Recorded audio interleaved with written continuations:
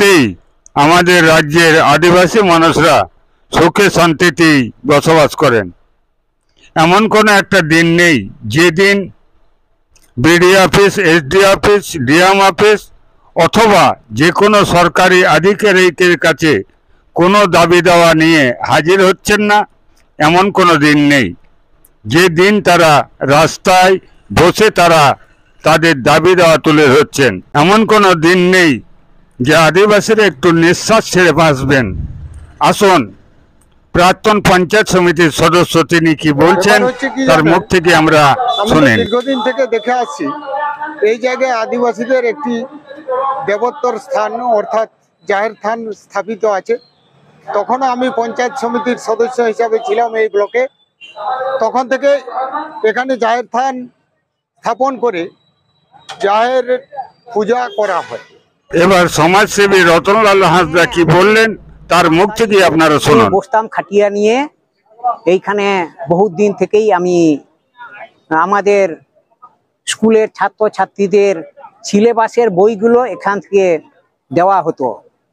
তাই আজকে হঠাৎ এসে দেখছি 10:30টার সময় এই ত্রিপলগুলো আর এই খুঁটি 4টা ছিল সব ঠেলে উল্টে দিয়েছে। তাই আমি ভারত জাকাত মাঝি পারগানা মহল একতা মঞ্চের আমাদের যারা সংগঠনের নেতৃত্ব দেয় তাদেরকে আমি ফোনে খবর দেই এবং সেখান থেকে আমাদের গোটা সমাজকে একতা মঞ্চ, ভারত জাকাত মাঝি পারগানা মহল, সমস্ত আমাদের আদিবাসী ভাইদেরকে জানানো হয়েছে, ভাইরাল করা হয়েছে। তাই এখন উনারা এই জায়গাতে উপস্থিত হয়েছেন। এই অবরোধটা হচ্ছে যে আমাদের আদিবাসীদের জায়গা, একটা ঐতিহাসিক জায়গা। সেই জায়গাটা কোনো এক দুষ্কৃতি যারা এটা হয়েছে হয়েছে তারই প্রতিবাদে এই অবরোধটা।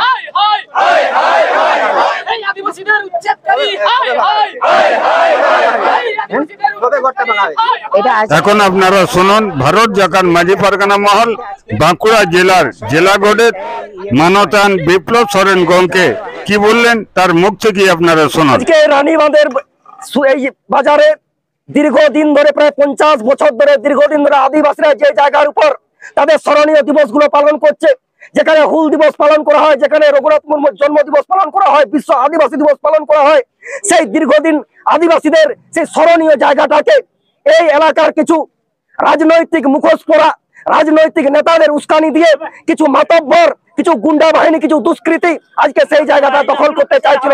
সেখানকে একজন বিশিষ্ট সমাজসেবী এলাকার প্রবীণ নাগরিক রতনলাল হাঁসদা যেখানে সাঁওতালি বই বিক্রি করতেন তার স্টলটিকে ভেঙে দেওয়া হয়েছে। আজকে এইরকম একটা ন্যাক্কারজনক ঘটনার প্রতিবাদে এখানকার মানুষজনকে রাস্তা অবরোধ করতে আমরা বাধ্য হয়েছি।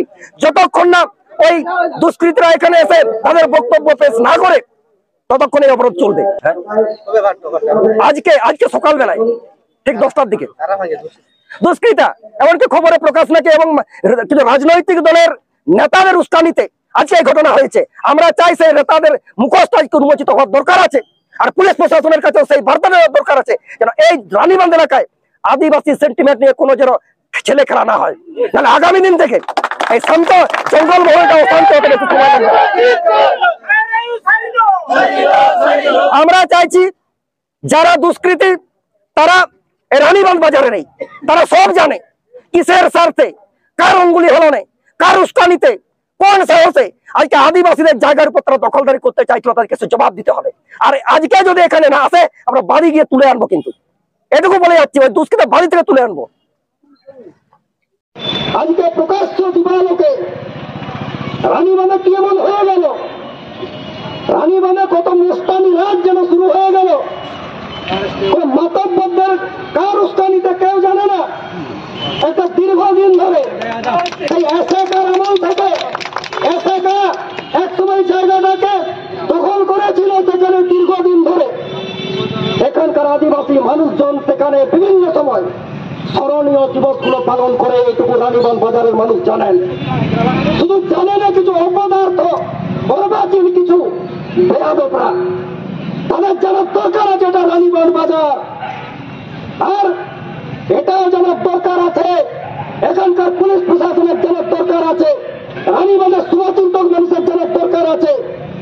আজকে যদি ভাঙার কালচার দিনের বেলাতে শুরু হয়, আগামীকাল থেকে কোন কোন বিল্ডিং ভাঙা পড়বে,